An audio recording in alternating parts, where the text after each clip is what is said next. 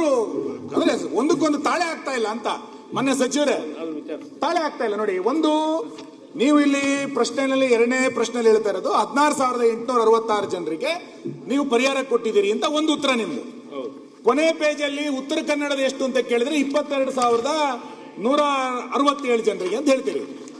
ಒಂದು ಜಿಲ್ಲೆಯಲ್ಲಿ ಮಾತ್ರ. ನೀವು ಇಡೀ ರಾಜ್ಯದ 16,866 ಅಂತ ಹೇಳಿ ಒಂದು ಜಿಲ್ಲೆದನ್ನ 22,167 ಅಂತ ಹೇಳ್ತೀರಿ.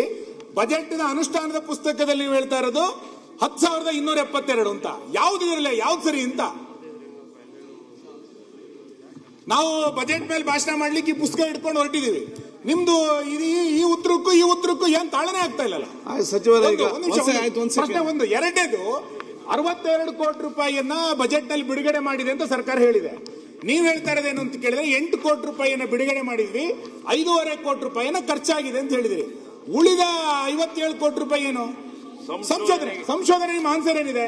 ಸಂಶೋಧನೆಗೆ ಆನ್ಸರ್ ಇದೆ, ನೀವು ತೆಗಿರಿ. 3ನೇ ಪೇಜಲ್ಲಿ ಸಂಶೋಧನೆ ಏನ್ ಹೇಳ್ತೀರಿ? ಸಂಶೋಧನೆಗೆ 173 ಕೋಟಿಗಳನ್ನು ಒದಗಿಸಲಾಗಿದೆ.